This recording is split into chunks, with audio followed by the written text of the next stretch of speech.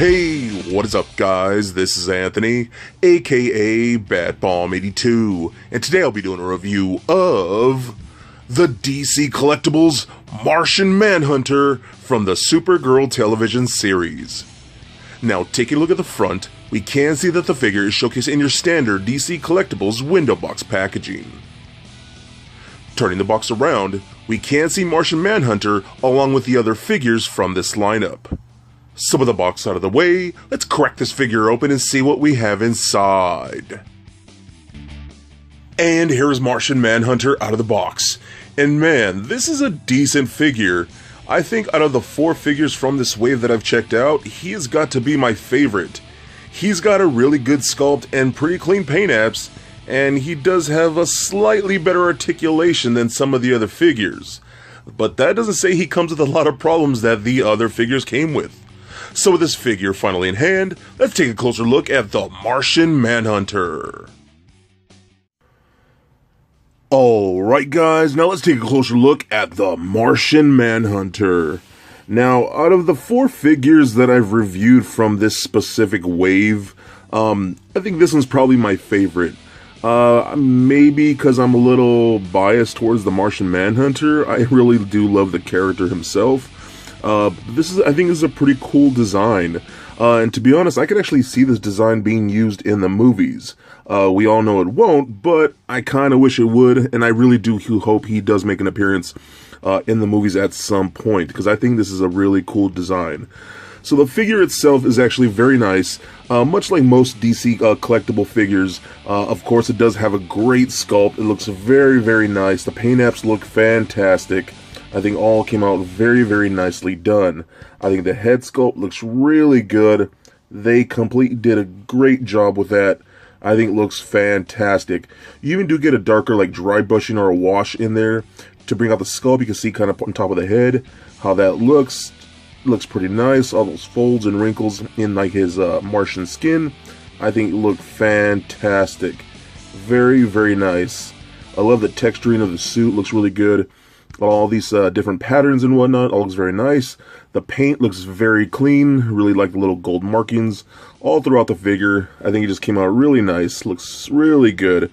Interesting gray that they chose here. They got some more of that gold and blue trim. Lift up his cape. You can see some Martian butt right there.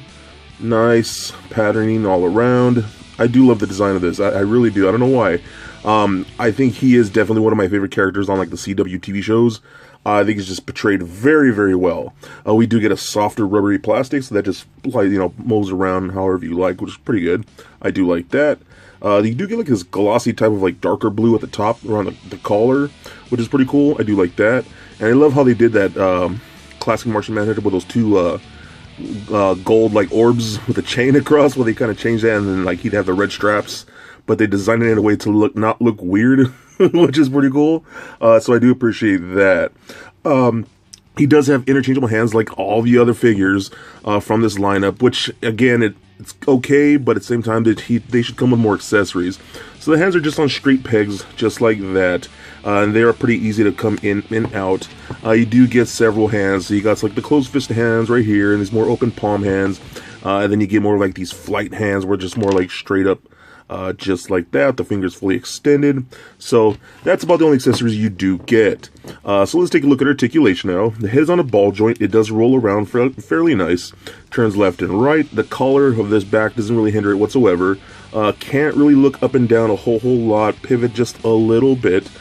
The full arms can do a full 360. Out about that much. And that shoulder pad piece came off, which I could just put back on like so. So yeah, just be careful with that. It does come off, but you can put it back on. Single bend at the elbow, which just came off. I'll put it back on later. Goes up only about that far, which isn't great. Does rotate at the elbow, rotation at the wrist, as well as a hinge at the wrist. We do get an ab crunch right here, kinda. It turns like only that much, which is really terrible in my opinion. Crunches forward, kinda. Pivot side to side, kinda. So it kinda rolls around. But I mean, I don't know what it is about DC Collectibles and their articulation. They don't get it. It really upsets me. But It's a little more than what we got some of the other figures, so I guess I can't hate on it too much. Hip joints to kick forward that much. This whole belt crotch area is a softer pliable plastic, so it doesn't hinder articulation. Can do the splits about that far. No upper thigh rotation. We did get double jointed knees that work okay, kinda ugly. Yeah, but it's not terrible. No boot cut, and we do get an ankle joint, allows you to point the toe up and down, and that's about it. So overall, this is an okay figure again.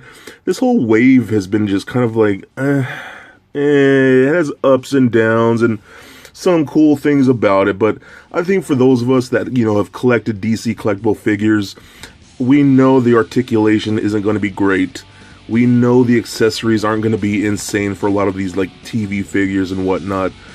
The sculpt and the paint is really what you're going to be paying for. They do look fairly nice on the shelf when you do have them lined up. Like I said, if you're going to have all the CW figures lined up on a shelf, I think they're going to look very cool. So if you're a big fan of the Martian Manhunter and this character and this design, then I think he is definitely a must-get.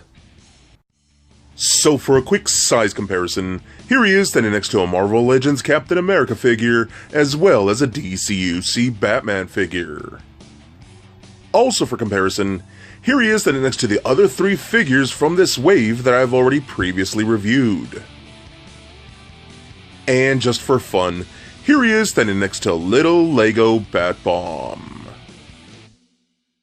So there it is, guys, my review of the DC Collectibles Martian Manhunter from the Supergirl television series. Now again, this is probably my favorite figure from this wave, but this entire lineup is just kinda odd to me. They are great figures as far as their sculpt and paint, but the articulation and the accessories completely suck. If you're big fans of the WB designs of these shows, then I think you'll love these figures. But if you're looking for hyper-articulated versions with a ton of accessories, then these figures could be a pass. But again, Martian Manhunter definitely is the best one in this wave. So please comment, like, and subscribe. Stay nerdy, my friends. Peace.